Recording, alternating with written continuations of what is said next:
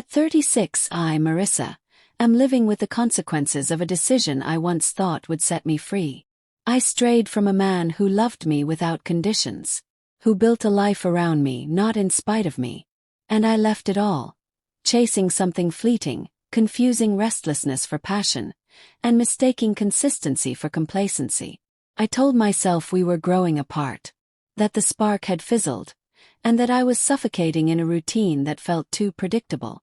What I didn't see, what I refused to see, was that beneath the calm and the silence, there was depth, stability, and a kind of love I would spend the rest of my life missing. His name was Lucas. We met at university. He was quiet, methodical, almost painfully shy. An engineering major who lived in spreadsheets and soldering irons. I, on the other hand, was pure chaos, studying communications, always in the center of attention, always dreaming big and speaking louder than I should. Somehow we clicked. My energy lit up his stillness, and his calm soothed my storms. When he proposed, it wasn't dramatic. No grand gesture. Just a simple dinner at our favorite hole-in-the-wall Thai place. A modest ring, and his voice trembling as he asked if I'd build a life with him. I didn't hesitate. I said yes before he finished the sentence. Our first few years were modest. Nights spent eating instant noodles in a crammed apartment with peeling paint, our bodies pressed together on a second-hand couch while he coded and I edited ad copy. We didn't have much, but we had each other. And it was enough. But slowly I began to drift. Lucas launched his startup, and what was once an idea became an obsession. I watched the man who used to make me pancakes on Sundays trade our lazy mornings for marathons in front of his monitor. He stopped noticing the little things. My new haircut, my perfume, even the way I lingered in the hallway, hoping he'd pull me in for a kiss. Instead of speaking up, instead of saying, "I miss you," I made noise elsewhere. I started dressing up more, going out with coworkers, staying late at happy hours, posting photos that weren't for Lucas anymore. I wanted attention, validation, anything to feel desired again. And then came Dylan. He wasn't particularly deep or impressive. He just noticed me, complimented me, laughed too hard at my jokes, gave me the thrill I thought I was missing. What started as innocent flirtation turned into secret drinks, then hotel rooms, then lies I told with too much ease. I told myself Lucas wouldn't care, that he'd already left me emotionally.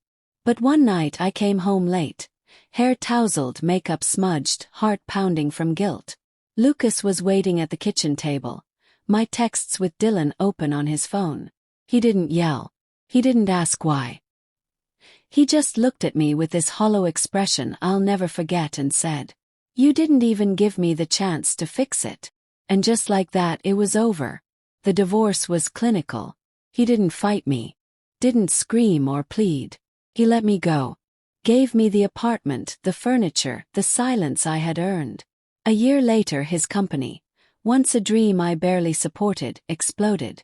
Overnight he was everywhere.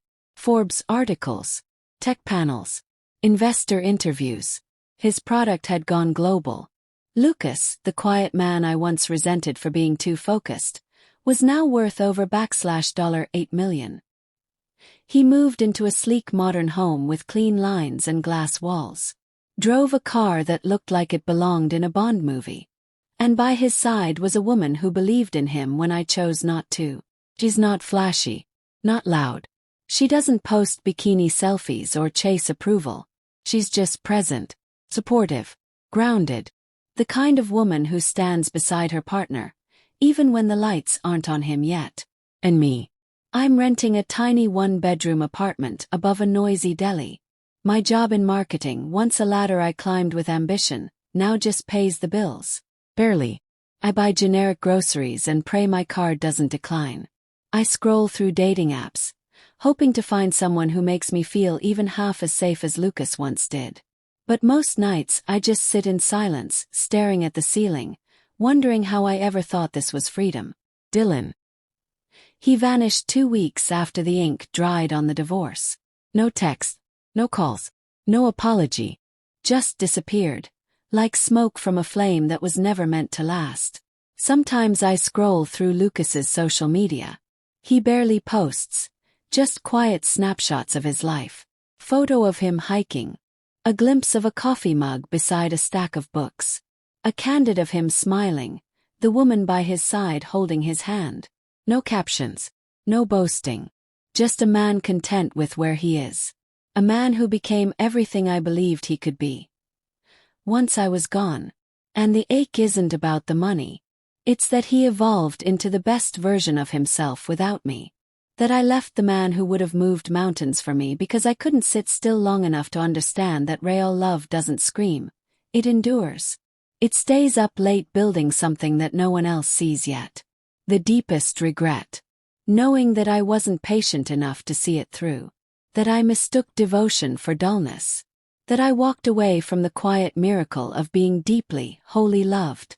If you're with someone who's trying, who's building, dreaming, pouring their effort into a future you can't fully see yet, don't make the mistake I did. Look again. Look harder. Because the life you're in might just be extraordinary in disguise. I chased sparks and ended up in the dark. And now, every time I pull out my wallet, praying a discount code works, I hear his voice again. You didn't even give me the chance to fix it. God, if I could go back, I'd do it all differently. Fight for us. I'd sit through the silence. And stop running. Because Lucas wasn't the one who fell short. It was